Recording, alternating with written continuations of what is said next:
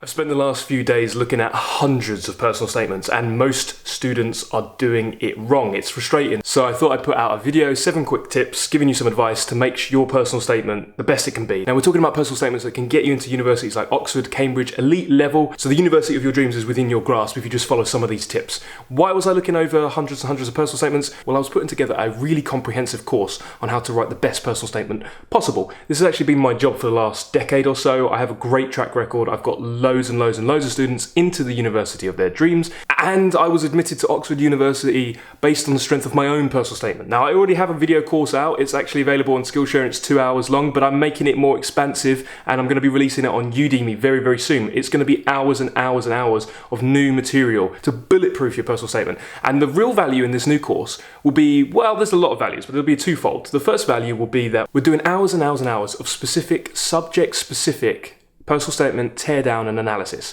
So basically me going through personal statement after personal statement for English, for law, history, classics, philosophy, politics, anything really. So you can really see what to do and what not to do. We'll look at successful examples that got into Oxbridge and other elite universities, and we'll see some lackluster examples, and you'll hear me get a little bit annoyed and angry. The second benefit is that part of the cost of enrollment is you get to have a free, personalised, tailored, unique 45-minute consultation with me, and we'll go over your personal statement together and make it amazing. If you want to know more about that, there's a link below. Sign up to my newsletter and I'll let you know when it drops. It's coming out soon and there'll be a discount for the first month. So let's get into the 7 tips right now, because I can't wait for the course to drop, and I want to tell you right now a few things you should do and shouldn't do. Okay, first things first, this is the thing that hacks me off the most. And before I tell you this top secret tip that, I mean, it must be secret because people seem to not know it because people keep doing it, or they think they're exempt from this tip, let me just tell you who's reading your personal statement. They're the tutors that are going to admit you to the university or not admit you. In more cases than not, they're the actual tutor that you'll be working with for years. I mean, the person who read my personal statement, Dr. James Methven at Oriel College, ended up working with me for my first year at Oxford, and we worked together on Victorians, and I worked with a few other professors when it came to medieval and other subjects. But anyway, let me tell you a little bit of information that I gained from having dinner parties with these Oxford dons. Like, because often you'd go to their houses and they'll cook you dinner and we'll have a little bit of a drink, or they'll just turn up to a bop, which is kind of like a student party where everybody like dresses up Thursday night down at the student bar. They'll turn up and you chat to them, and they get a little bit drunk and they tell you some secrets. The first secret is they don't read the entire personal statement. If your statement hasn't grabbed them in the first line or two, they are not reading it. They might glance over it perfunctorily, quickly, and see if there's anything they can pick out. But they know immediately that it's not worth reading if it's bad, if it commits a few cardinal sins. And why do they not read every personal statement? Well, I'll tell you. They're tired, they're bored, and they've read thousands upon thousands upon thousands of personal statements, and they all sound the same, they're all shit, they're all part of a slush pile, and not only that, they have a life. They're an Oxford tutor, so they're writing books, they're writing papers, they're giving lectures, they're taking classes, and they have all the other stuff they want to do on the back of that too. They don't really have time to read the same old piss poor personal statement over and over again, so you really have to grab them immediately. Now let me tell you, secret number 1, this is not a way to grab these Oxford tutors who are looking over your personal statement. If you mention what you studied at A-level or GCSE, I see this over and over and over again, especially in subjects that are quite book heavy. I'm applying for English language and literature. Well, when I was doing my A-levels, I really enjoyed Pride and Prejudice by Jane Austen. And then you pick up another one.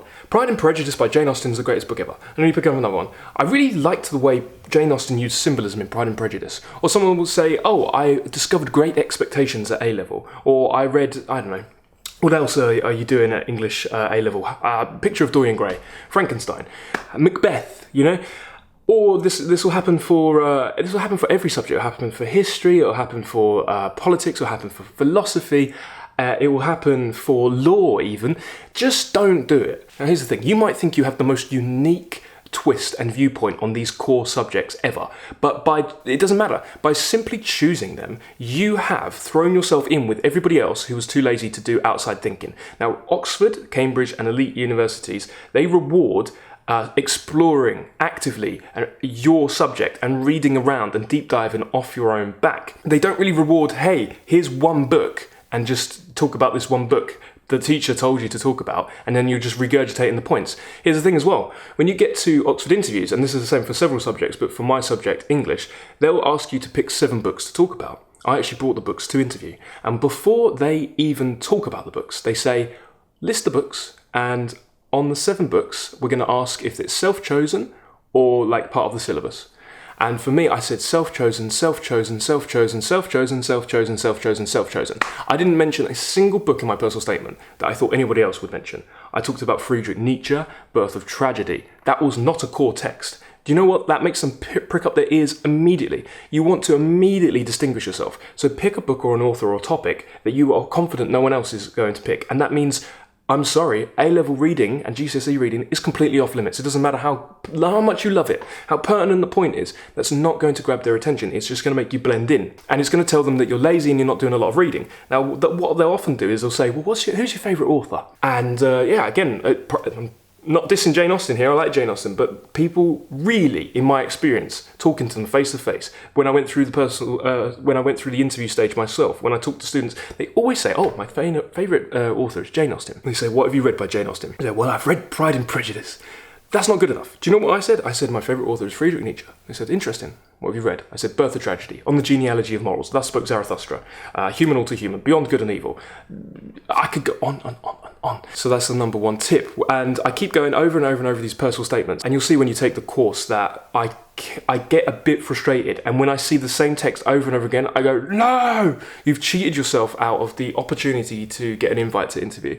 You'll see, if you really need this hammered home, when you take the course, just look how often the same texts come up with every personal statement. I tried to choose a variety. I tried to choose a lot of different personal statements. You'll see they come up a lot. You're not special if you're choosing the A-level text, the GCSE text. If you really, really, really want to choose an A-level text, let me try and talk you out of it. Email me. My email is ben@benjaminmcavoy.com, MCEVOY. Email me. Tell me what book you want to choose, and I'll go, no! And I'll try and brainstorm with you a better book to choose, and we'll get you a good book, one that will stand out. Right, next tip is show, don't tell. Now that sounds like trite advice, it sounds cliche, and no one really knows what it means. I didn't know what it meant. People go, well, show, don't tell. What show, don't tell means is, for example, you can just say, I have read a lot of books since I was 13 years old.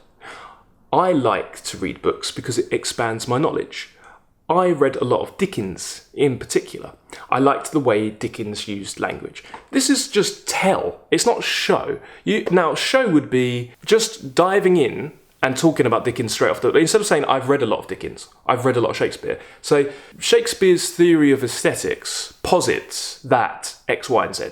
And you just, boom, get straight into it. That's how you show. You don't say, I was awarded head boy, head girl. I was a prefect at my school. That helped me become a team leader and helped me learn to, I don't know, whatever people say. People say the same buzzwords, team leader, all this, team player.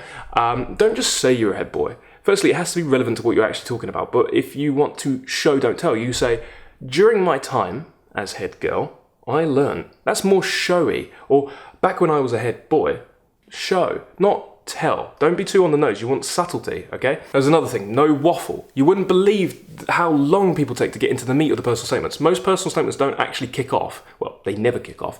But you don't really see a glimmer of what could be until right at the end. Now, you don't have a lot of space in your personal statement. It's very, very tight. No waffly. Every word counts. And you don't want sentences that don't do anything. I've always been interested in studying English literature. That's why I want to study at university, because it will broaden my horizons. Doesn't say anything. That's just waffle. And this leads into my next tip.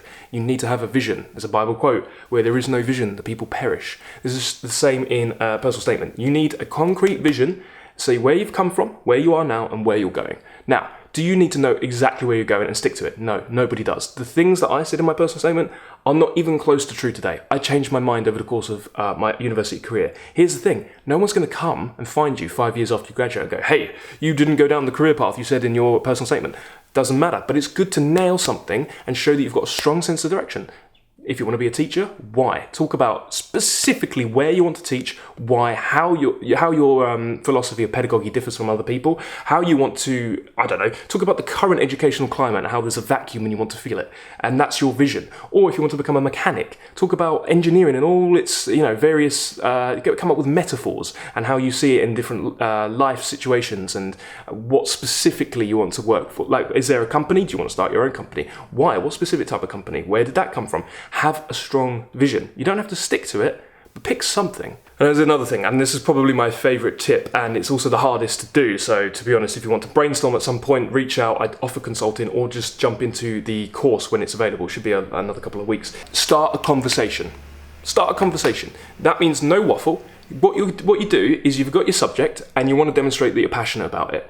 Pick an idea in your subject that you think nobody else is going to talk about, and then unapologetically give yourself permission to just start talking about it. It's like you walk into a room and there's Oxford Dons here, they're all holding beer or wine or whatever the fuck they're drinking, and they're all a little bit tipsy, they're bored because conversation's boring. Imagine, this is a dinner party, all the personal statements, everybody's being boring and waffly and just self-centered. And you just think, you know what, let's talk about what I want to talk about. What do you want to talk about? For me, I talked about Nietzsche's theory of aesthetics, which was the Apollonian and Dionysian duality. Apollonian being form, rigid, sort of like to do with sculpture, and Dionysian, which is more to the condition of music.